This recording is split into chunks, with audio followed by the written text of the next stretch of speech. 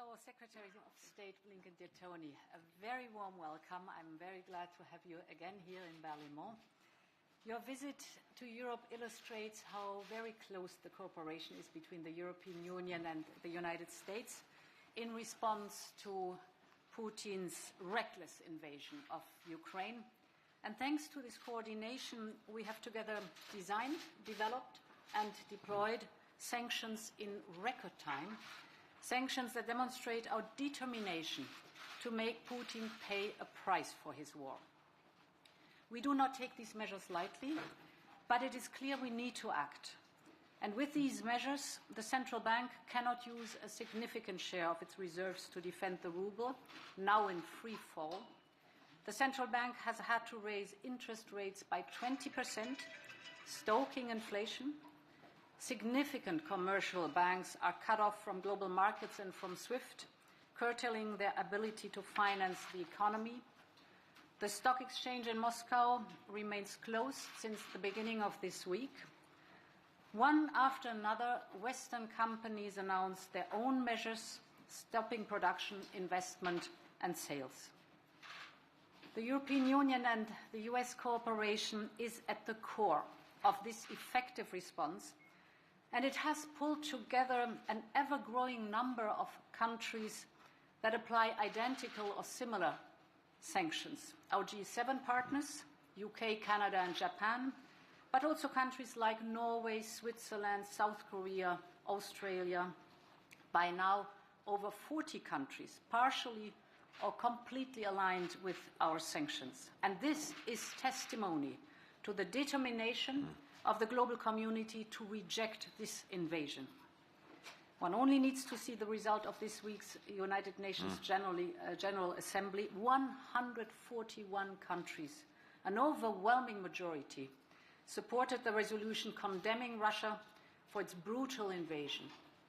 Only 4 countries out of 193 stood by Russia. It was Belarus, North Korea, Syria, and Eritrea. President Putin is increasingly isolated in the world community, but in the face of the world's protests, Putin's army carries on. Bombings and missile attacks on civilian targets are intensifying.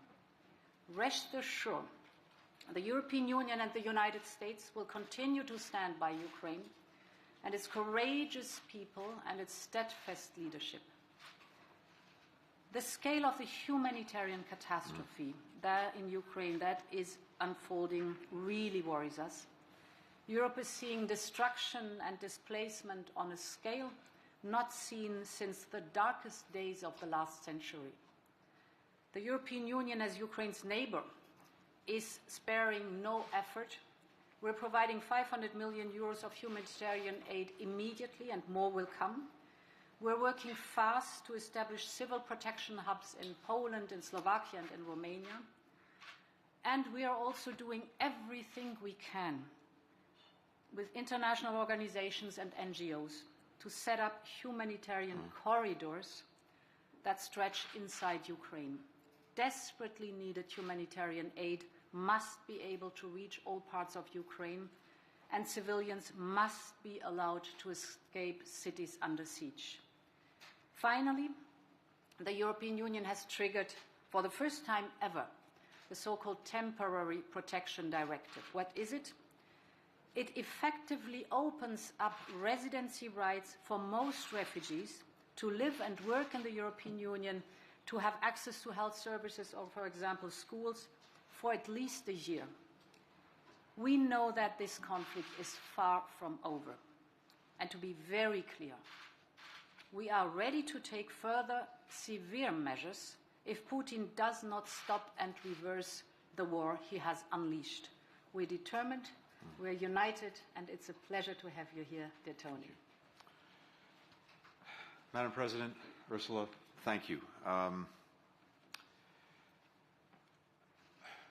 short while ago, we were meeting with the EU's Foreign Affairs Council, and before that, at NATO, and I'll have more to say about that later. But with us was, by video, was Dmytro Kuleba, the Ukrainian Foreign Minister.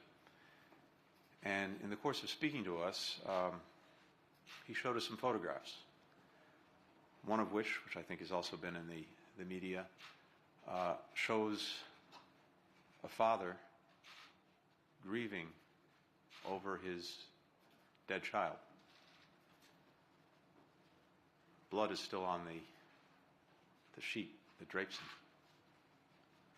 It's a reminder that even as we talk about these weighty issues of war and peace, what this is really about is the lives of men, women, children, hundreds, thousands of individual human tragedies inflicted by Vladimir Putin and his war of choice on Ukraine and its people.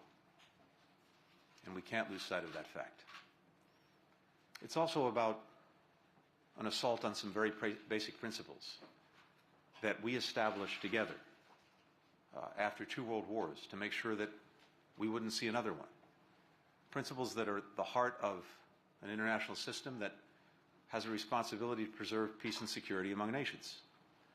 Principles like the notion that one country can't simply commit acts of aggression on another, changing its borders by force, that one country can't dictate to another its choices, its decisions, its policies, with whom it will associate. Principles like one country can't exert a sphere of influence to subjugate its neighbors to its will. Each principle now under assault by the aggression against Ukraine committed by President Putin and Russia. If we allow those principles to be violated with impunity, then we're opening a Pandora's box in every corner of the world for this to happen again and again and again, and the peace and security with all of the deficiencies that we've known over the last 80 years. But nonetheless, peace and security that we've been able to establish, that will be gone. So the stakes here are very real. They're about real lives, real people, real human beings, and they are about large principles that we have to defend. And we are. And we are in no small measure because of the extraordinary work that we've been able to do together, the United States and the European Union.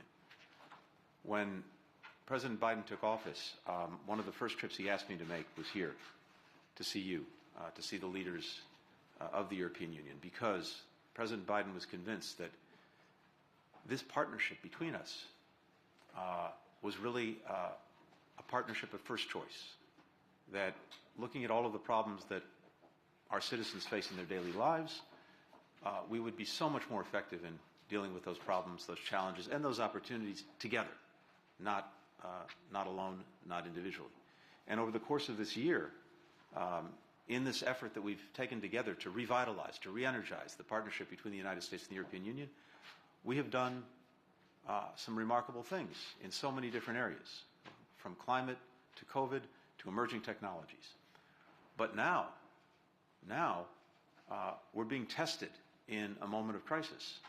And I think that precisely because we have invested together in this partnership, we're responding and we're meeting the test. As the President said, across so many different areas, the support for Ukraine, the sanctions against Russia, the help being provided to people in distress, we're standing up together. But I have to say that as someone who's watched this over the years, both from Europe and from the United States,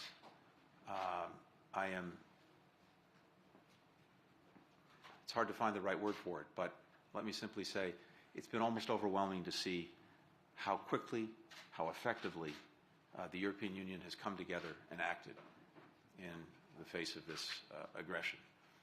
Things that none of us thought were possible weeks ago now are reality, because this union is strong, it's united, and it's acting. And we're grateful to have this partnership because it is making a difference. I think we know something else, and the President alluded to it. Unfortunately, tragically, horrifically, this may not be over soon. And so these efforts that we're making together, we have to sustain them. We have to build upon them. We have to get to the point, together and with, as the President said, so many other countries around the world who are united in their abhorrence of what President Putin has unleashed.